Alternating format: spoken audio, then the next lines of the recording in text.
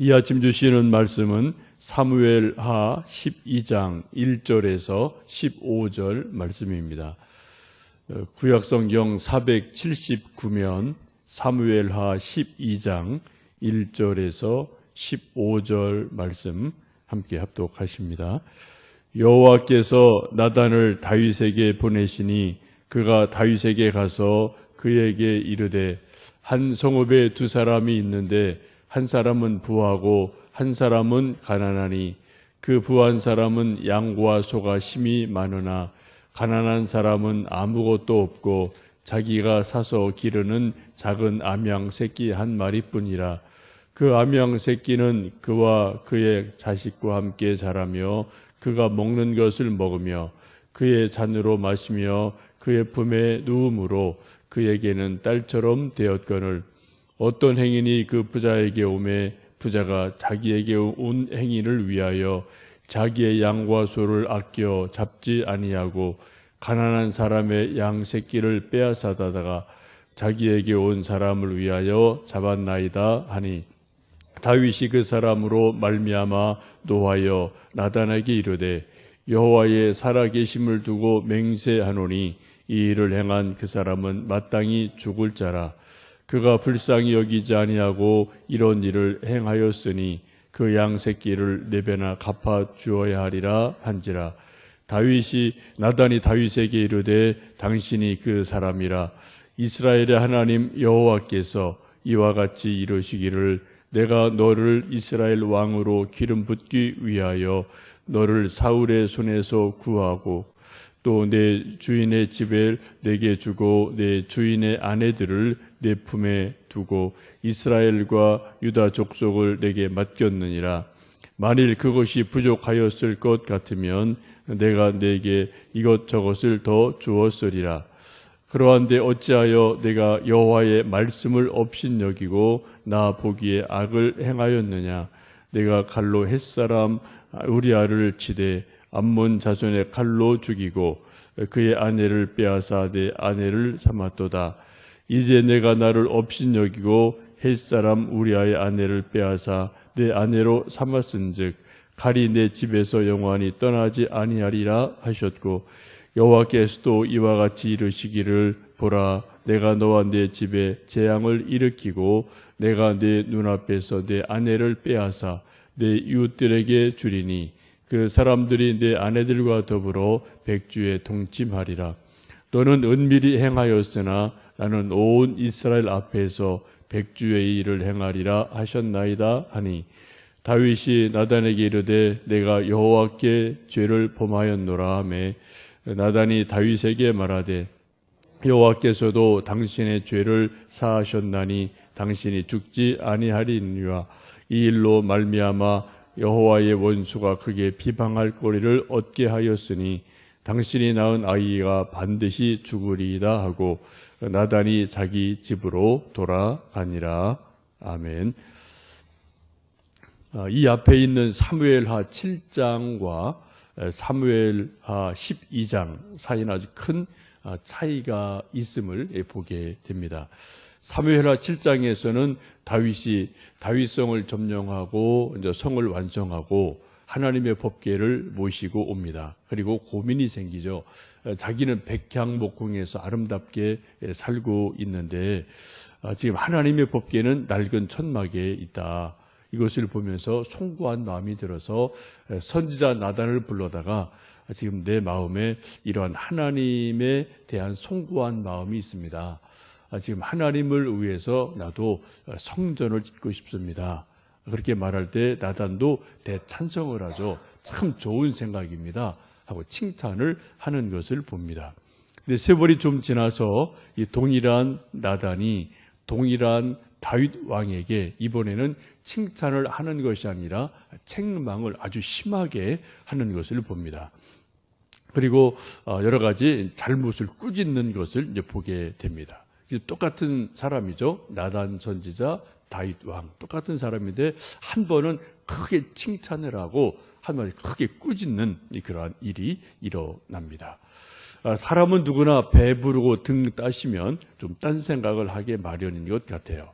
그래, 잠언에도 보면은 두 가지 기도를 드리는데 내게 너무 부하게도 마시고 너무 가난하게도 말아 주십시오. 너무 부하고 등 따시고 배부르면은 내가 하나님 없다라고 헛소리할까 두렵습니다.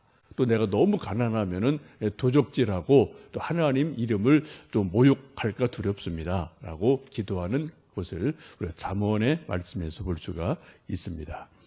지금 다윗이 이제 다윗성을 만들고 태평성대가 오고 여러 가지 나라가 안정이 될 때 다윗이 좀 말씀을 이 앞부분 보면은 궁궐에서 약간은 여유로움, 조금 더 나가서 빈둥거림 이런 것들이 다윗 속에 나오죠.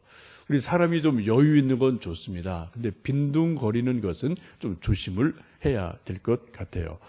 어떤 날 저녁에 이게 좀 왕궁 위를 거닐고 있을 때 석양역에 저쪽에서 목욕하는 한 여인을 발견을 하고 이제 사람을 보내서 데려오고 동침을 하게 됩니다. 우리아의 아내 밧세바를 취하게 됩니다. 그리고 이것을 돕기 위해서 우리아를 전쟁에 보내고 또 이제 사람에게 밀지를 보내고 해서 전쟁통에서 죽게 하는 일이 일어납니다. 이것이 하나님 눈에 보실 때 아주 괘씸한 일이고 범죄가 되어집니다. 하나님께서 선지자 나단을 다윗에게 보내셔서 비유로 처음엔 부드럽게 경고를 하십니다. 그런 말씀이죠. 한 성읍에 두 사람이 있었는데 한 사람은 소와 양이 아주 많은 큰 부자, 갑부다. 한 사람은 자기 돈으로 양 새끼 한 마리를 사서 정말 애지중지 기르고 같이 방에서 자라고 같이 자고 마치 자기 딸처럼 그렇게 귀하게 여기는 양 한 마리를 키우는 가난한 사람이 있었다. 근데 어느 날 그 부잣집에 손님이 왔는데 당연히 이제 손 대접을 하기 위해서 뭐 양을 잡든 소를 잡아야 되는데 이 부자가 무슨 생각인지 그 많은 자기 집에 있는 양이나 소 중에 하나를 잡지 않고 가난한 사람의 집에 있는 양을 그것도 빼앗은 거죠. 상이 아니고 빼앗아서 그것을 가지고 손님 대접을 했다. 이런 말을 들으니까 다윗 왕이 화가 벌컥 났습니다. 지금 내가 다스리고 있는 나라에서 어떻게 그런 일이 감히 일어날 수 있느냐? 이건 다윗 왕국에서는 이러한 일이 있을 수 없지라고 말하면서 그 사람은 잡아다 죽여야 마땅하다. 또 4배나 갚아줘야 된다. 이게 다윗 왕국의 정의다라고 크게 소리를 지르게 됩니다. 이때 흥분하는 다윗에게 나단이 아주 조용하지만 강력하게 말씀을 하죠. 당신이 바로 그 사람입니다 라고 말을 합니다. 영어 성경 보면 그렇게 표현되어 있어요. You are the man 이라고 말합니다. 좀 쉽게 직설적으로 말하면 당신이 바로 그놈이요 라고 말하는 것을 볼 수가 있습니다. 하나님께서 당신을 사울 손에서 건져주셨고 또 사울에게 있는 많은 왕비들을 주셨고 재산 주셨고 다 권력 주시고 부를 주시고 명예를 다 주셨는데 뭐가 부족해서 우리아의 아내를 그것도 빼앗아서 그런 일을 했습니까? 왜 또 우리아를 전쟁통에 보내서 죽게 했습니까? 라고 아주 강하게 질책을 하게 됩니다. 7절, 8절 보시면 하나님이 주신 것이 얼마나 넉넉한지를 그렇게 말씀하죠. 7절, 8절을 읽어보십니다. 나단이 다윗에게 이르되 당신이 그 사람이라. 이스라엘의 하나님 여호와께서 이와 같이 이르시기를 내가 너를 이스라엘 왕으로 기름 붓기 위하여 너를 사울의 손에서 구원하고 내 주인의 집을 내게 주고 내 주인의 아내들을 내 품에 두고 이스라엘과 유다 족속을 내게 맡겼느니라. 만일 그것이 부족하였을 것 같으면 내가 내게 이것 저것을 더 주었으리라. 지금 하나님 보시기에도 부족함이 없이 차고 넘치게 주셨다는 겁니다. 정말 부족한 게 있었으면 내가 더 주었을 거다. 뭐 부족한 게 뭐가 있느냐. 그런데 어찌해서 이러한 일을 했느냐라고 말씀하시면서 9절 10절 보시면 그것은 여호와께 말씀을 어긴 것이고 하나님께 악을 행한 것이다. 하나님을 업신여긴 것이다 라고 아주 강력하게 지금 다윗 왕을 책망하는 것을 봅니다. 그리고 10절 이하의 말씀을 보시면 이 일로 인해서 내 집에서 아들, 딸들 간에 또 자손들 가운데 칼이 멈추지를 않을 것이다. 떠나지 않을 것이다. 재앙이 임할 거다. 그리고 그렇게 낳은 아기도 결국은 죽을 것이다. 라고 사망 선고를 내리는 것을 보게 됩니다. 이런 책망을 들으면 보통 왕 같으면 어디 감히 왕에게 할 말 안 할 말을 구분하지 않고 이런 말을 하느냐, 저놈을 옥에 가두어라라고 아마 다윗이 화를 내고 나단 선지자를 옥에 가두든 죽이든 그런 일을 했을 수도 있습니다. 그런 힘이 다윗에게 있죠. 우리가 이제 쭉 뒤에 보시면 다윗의 후손들 가운데 그런 일이 많이 반복이 되거든요. 근데 지금 다윗이 우리가 성경 중에서 그래도 하나님 마음에 합한 자이고 우리에게 지금까지도 다윗이 존귀한 사람으로 인정되고 존경받는 것은 이러한 죄를 범했을 때, 모를 때는 몰랐지만 그 죄가 죄인 것을 알았을 때 하나님 앞에 납작 엎드려서 자기 죄를 인정하는 것, 자기 죄를 바로 회개하는 것, 이것이 바로 이 다윗의 강점인 것을 봅니다. 이게 변명이 없어요. 바로 그냥 이거 제가 정말 잘못했습니다. 제가 회개합니다. 라고 진심으로 회개하는 그러한 일이 일어나죠. 이 나단의 책망을 받고 다윗이 지은 시편이 우리가 잘 아는 시편 51편입니다. 거기 보면 얼마나 다윗이 정말 처절하게 회개를 하는지 정말 눈물 바다를 이룬다 할 정도로 좀 과장법은 있습니다만 그렇게 처절하게 회개하는 모습을 보게 되죠. 우리 인간은 다윗이나 저나 여러분이나 완벽하지 않아요. 이 세상에 완전한 사람은 있을 수 없습니다. 그러면 인간이 이미 아닌 거죠. 실수가 있게 마련이고 죄가 있게 마련인데 그 죄 혹은 실수가 있을 때 그것을 얼마나 빨리 얼마나 진실하게 하나님 앞에 그것을 회개하느냐라는 것이 관건입니다. 우리도 가끔 죄를 짓고 또 실수할 수 있는데 그때 우리가 바로 회개하기보다는 우리가 변명이 많을 때가 많거든요. 그건 말이죠. 그때 상황이 부득이했습니다. 그럴 수 있어요. 그런 상황이 참 많이 있더라고요. 그러나 그런 것이 부득이하다고 해서 그것이 용서될 수는 없는 거고요. 죄가 죄 아닌 것도 아니죠. 부득이해도 죄는 죄일 수밖에 없는 것이고요. 그런데 지금 다윗을 보면은 그러한 것을 지금 하나님 앞에 아주 바로 회개하는 그러한 모습을 보게 됩니다. 책 중에 이제 그러한 책 제목이 있어요. 사과하려면 쿨하게 해라. 사람 관계 속에서도 그래도 실수하거나 또 이렇게 좀 잘못할 때 참 많죠. 가정에서도 친구가 참 그런 게 많은데 근데 사과할 때 어떻게 하라고요? 쿨하게 해라. 정말 미안해. 내가 잘못해서 앞으로 안 할게. 그럼 끝나요. 미안해. 근데 말이지. 하고 또 자꾸 토를 달면 그거는 사과의 변명이 돼버리는 거죠. 하나님께도 마찬가지예요. 사람도 마찬가지고요. 그리고 우리가 회개할 때, 사과할 때 쿨하게 해라. 라고 하는 것을 아주 좀 우리가 이 다윗에게서 볼 수가 있겠습니다. 이 다윗과 나단의 관계를 보면은 왕이고 선지자예요. 이게 이제 세상 권력으로 보면 다윗이 절대 권력을 가진 거고요.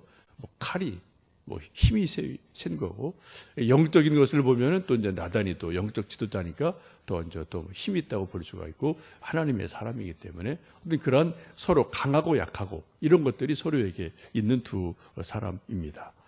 지금 이 관계를 보면은 사무엘하 7장에서는 다윗이 자기가 하나님의 법궤를 모신 성전을 짓고 싶습니다라는 그런 자기 마음의 상태, 기도하는 것을 나단에게 이야기했을 때 나단이 크게 칭찬하고 참 좋은 생각입니다. 칭찬을 합니다.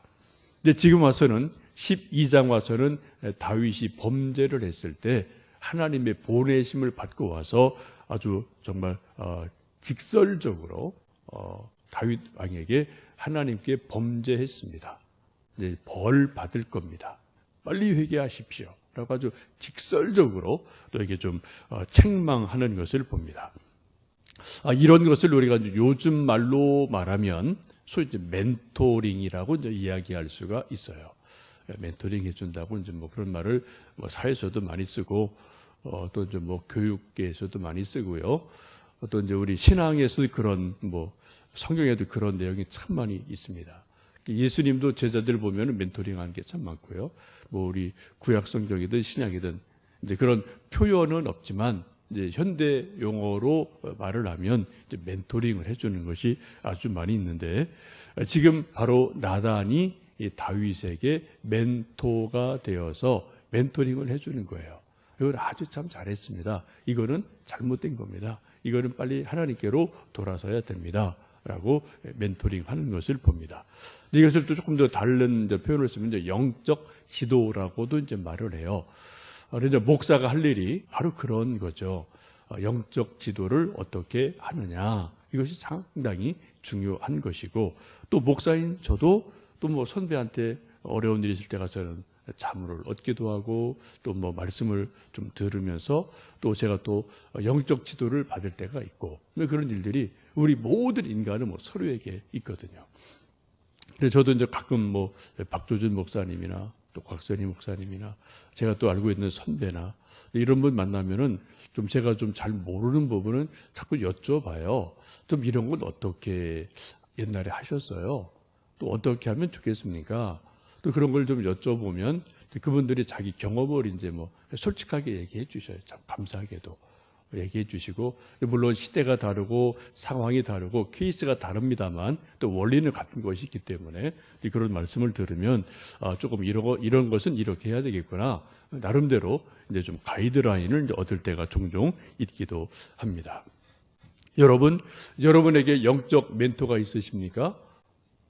어떤 기쁜 일, 슬픈 일, 또 좋은 일, 어려운 일 이런 일이 있을 때 물론 우리는 하나님께 기도를 드립니다만 우리는 또 인간이기 때문에 어떤 자기 선배나 조금 신앙이 조금 더 성숙한 누구에게나 아니면 뭐 친구에게나 이게 멘토링이라는 것은 꼭 수직 관계만은 아니고 뭐 수평 관계도 가능하거든요. 어떤 누구든 간에 먼저 하나님에게 성령님에게 아니면 목회자에게나 아니면은 자기보다 믿음이 조금 더 한 발 앞선 누구에게나 아니면 친구에게나 우리가 마음을 열고 좀 이걸 어떻게 하면 좋을까라고 우리가 속에 있는 것을 이야기하고 때로는 격려를 받고 칭찬을 받고 때로는 책망을 받고 이거 다 우리 다 그걸 가능해요. 저도 마찬가지고요. 때로는 칭찬 받을 때 있고 때로는 책망 받을 수 있고요. 뭐 다 마찬가지죠. 이런 것을 우리가 누군가로부터 첫 번째는 성령님의 깨닫게 하심을 통해서 우리가 멘토링을 받을 수 있고요. 가장 좋은 거죠. 또 우리가 사람 누군가를 통해서 그런 멘토링을 받으면서 우리가 중심을 잡고요. 좌로 우로 치우치지 않고 올바르게 하나님의 길을 걸어가며 좀 더 성숙해가는 믿음의 사람으로 나가는 것이 우리 인생인 것을 봅니다.